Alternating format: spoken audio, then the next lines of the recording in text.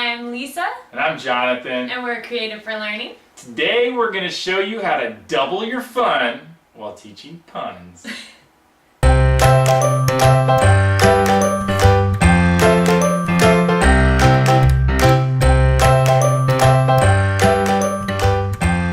ready to start that new lesson on puns. So you ask that great opening question. Then your students are all up in arms. Get it? Get up it? in arms? Okay. Well, as English teachers, we never want to write our students off. So we want to talk about some of the ways to make teaching puns fun. Sorry for the bad teacher puns there. There's another one here. Did you see it? Did you see it? We just couldn't help ourselves. Before we even start teaching puns, our students, of course, already have a history with this figurative language because puns are the universal bad dad joke. You've heard them before, whether they were your dad or some other person, right? Like, what time did the man go to the dentist? 2:30. Or, this is funny, sorry. What is Beethoven's favorite fruit? I don't know, what is it? Banana. Banana. Okay. Do you know how to make a Kleenex dance? Put a little boogie in it. No, I won't do it. Or, what password does Forrest Gump use for everything? One Forrest, one. See, these are great. And if they're not fun when we're teaching it, then we're doing something wrong. Many school topics take some serious thinking to make them unboring, but let's be real here, puns should never be boring because by nature, they're the punniest topic in school. But I will admit, I had trouble teaching these for the first couple of years because they felt monotonous. And even though they're funny, and like I knew they had so much potential, I felt like I just wasn't doing them right. And then I found this website, punoftheday.com, and now I use it every year. You'll have to decide how careful you want to be with your students, parents, etc. Don't get yourself in trouble. But you personally decided to display the website on the projector to show them, didn't you? Yeah, I would teach them a little bit about what puns were, and then I would show them examples. I'd put punoftheday.com up on the screen. I wanted them to see what the site could look like and how to navigate it so they could go home and review it themselves if they really needed to practice puns. Like, what great fun homework, and many of them did. They would even go tell their parents, like they'd have it right there on their lap at dinner, and like, what are you doing? And they'd tell jokes to their parents. It was great. So how would you use the site to teach them? I'd click the funniest puns, and then I'd zoom the website in large so they could see them. I figured the funniest puns was the safest one because it had been clicked on by the most people. There's a newest puns one as well. You could try that, but then that could end up, so I ended up going with funniest puns. And then I would read through the puns out loud and wait a second for the laughter to start. And it was great. Do all the kids get the jokes? No, they don't. And they learn them. It's so funny. It's one of my favorite things to teach because you'll put the joke up there and you say it and kind of wait, and then a couple of them get it immediately, 25% of them, and then you see like in ripples across the room as students start to get it, and then after about half of the kids are laughing or chuckling, there's this other group of students that are like this. And they're like pretending they're laughing, but they don't get it yet. And then finally they do. And then there's this inevitable one kid. It would be me. There's this one kid, and it's a different kid on every joke. Although one year I had one kid, and they were the last one every time, and it was so cute and hilarious. But they'll be like everybody's laughed already, and then 10 seconds later they go, oh. And then, but it's so great. It's so great. But that's one of the greatest parts of this lesson is that I explain the jokes to them. Like, one thing we know about jokes is that they're funny until you explain them.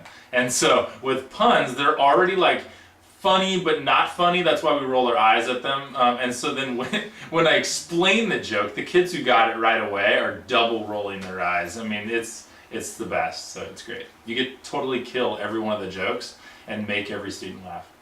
But you've got to explain the puns Yeah. so students can learn how they actually work. So they can start seeing the double meanings. Some of them are much more tricky than others, so they need training in seeing the jokes. Absolutely. So I'll read through a couple, explaining them every time and waiting a couple awkward seconds to let the pun sink in, and it's really good. What about any that someone might see as inappropriate? Yeah. So you are zoomed in and then you click next. It'll show like 10 at a time or 15 at a time on the page. So you zoom in and then so you I click zoom down. in really far, and I even like shrink my browser so it only shows the one, Okay. right?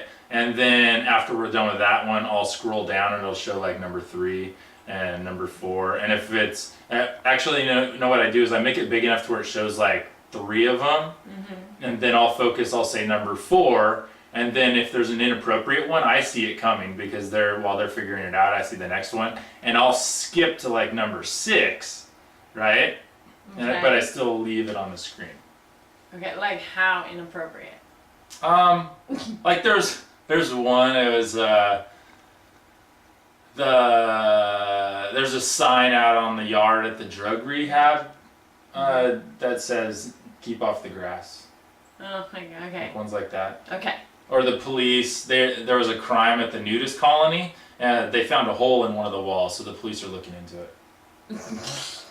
Like ones like that they're not horrible, but I just don't want to focus on them. Because you don't want to even risk. Yeah. Okay. But if it's there was a risk one that having was them like- up there. Okay, If there are horrible ones, I'll skip. I don't You don't remember show any them. like that. At all. Don't show Yeah, horrible ones. We don't want to see anybody Yeah, in you the be the newspaper. judge on that one. Okay. But I love it because like I'll skip over it and they know I skipped over it. So they look at it to see teacher messed up, they skipped over it, and then they read the joke and then they're giggling like, and they look at me and I go, what? And like, which, or they'll giggle to their friends and whisper, and I love it because it's learning. Like they learned it, right? And then they're communicating it and they have an emotional connection to this is fun. So the learning objective is being met Absolutely. and even encouraged by you skipping it and then wanting to figure out why. Mm-hmm. Okay. Yeah, and I never saw them bad enough to worry about. I love the strategy of skipping them though, because they're super engaged. They don't want to miss out on anything funny, especially that their friends are laughing at. And so if I skip one, they read it like you always have that moment in some of your lessons where you're like, how do I get every student to pay attention? And I've learned in this lesson the way you get them to pay attention, every student will read the one you skip.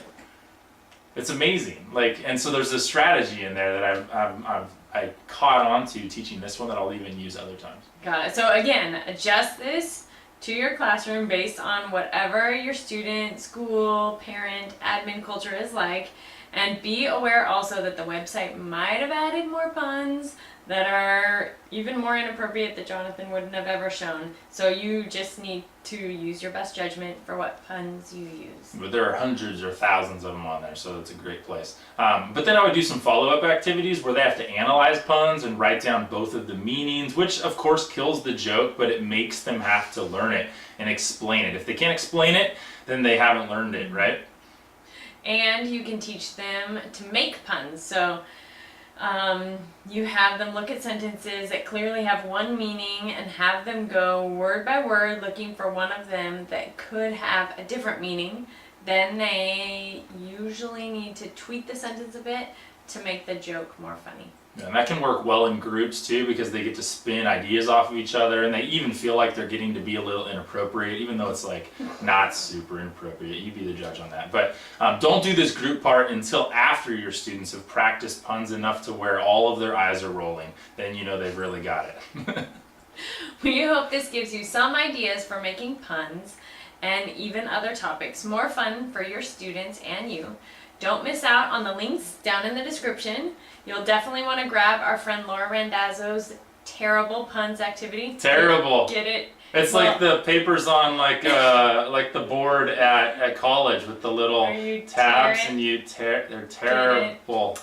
Anyways, so engaging. So it's a freebie. We put a link, and then there's other links for Jonathan's pun activities and other ones. Yep. So, conversation of the day. We want to know what cool tools you have to hammer puns into your students.